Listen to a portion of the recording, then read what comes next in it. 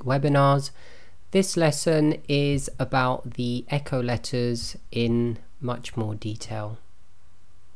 Objectives: to understand what the echo or Qalqalah letters are, to understand the different intensities of the echoes that can be applied and when they are actually applied.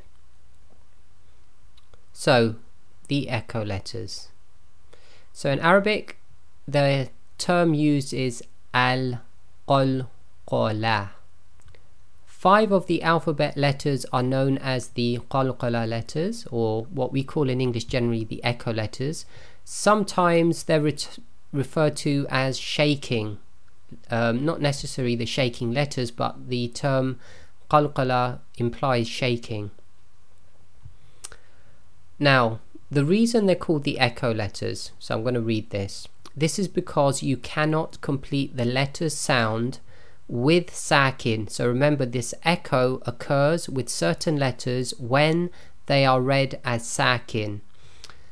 When bringing the different parts of the mouth together. So when you read these echo letters when they're sakin, you cannot complete the sound of the letter with sakin when you bring the parts of your mouth, throat, etc. together. The sound must be completed by separation of the parts of the mouth. I'll explain this in a minute. So a light echo sound is produced when the separation takes place. So first we'll cover the actual letters. The 5 letters which give a slight echo sound when they are sakin are shown below. Okay, so I'll just bring those up. And I've got a note here, we will show them in light blue when an echo is required. So these are the 5 letters. So you can remember them as Qa, Ta, Ja, Da, Ba. And we've put the sukoon on all of them to indicate the echo happens when they are sakin. Now remember, this can happen when they actually carry a sukoon, or you're stopping or pausing at the end of a sentence, or even in the middle of a sentence, and it happens that one of these 5 letters are at the end of the word and you have to make them sakin. Okay, so remember, these are Qa, Ta, Ja, Da, Ba. If you remember that, that's an easy way to remember it. So here we have a simple example. So we've got the sound of Aq.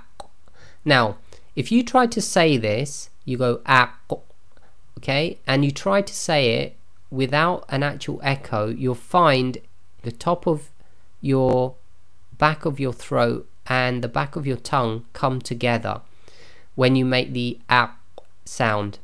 Now in order to get the proper sound of the Qaf to come out, you have to separate. So you have to actually say Aq.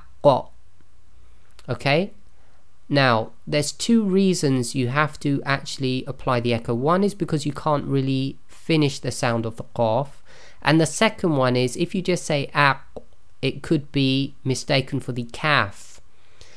So there's a dual purpose going on with the echo. One is you cannot complete the sound without the echo, which is taking place because of the separation of the 2 parts of articulation.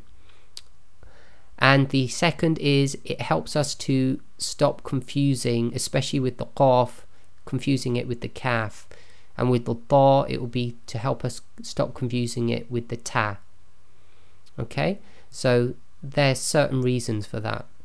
Now when you normally apply the sakin to any other letter apart from these 5, generally you do not need to separate the points of articulation, whether they're the lips, the tongue, or the throat. Okay, so these ones are slightly different. So again, this is pronounced as Aq, and we purposely separate and make sure there's a slight echo on it. Now we covered these echo letters in one of the very early stages of reading, and we've practiced them through the practices, and we've had them highlighted in blue all along, so you should know how to pronounce them now already. However, we're now going to look at what we call intensities, because the intensity of the echo can change depending on certain scenarios, and there's 3 levels of intensity. So we'll look at the first. If the echo letter, when it's sakin, is in the middle of a word, then the intensity of the echo is what we call low, i.e. the lowest. If the echo letter is at the end of a word and it's going to be read as sakin, okay, so maybe you're doing a pause or you're stopping, then the echo must be medium. And if the echo letter is at the end of a word, and obviously you're stopping on that word or you're pausing on the word, and it happens that the echo letter also carries a shadda, but remember we're stopping, so it's going to be read as sakin, the intensity of the echo must be high, i.e. it must be very pronounced.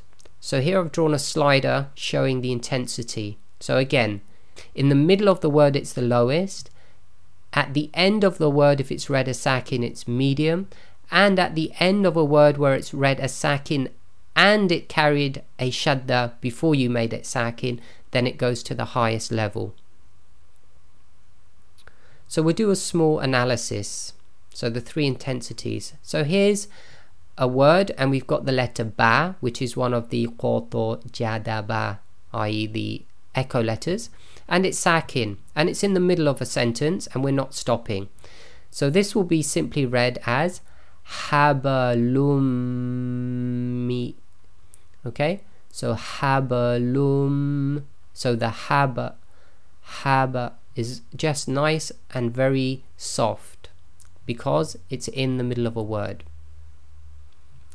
Then we have the word here, so we've got kasaba and it's at the end of a sentence. So if we were to stop, the rule is the fatha is not read and the ba becomes sakin, so effectively it becomes echo. So in this case it's got to be a slightly higher intensity, so this will be kasab, kasab.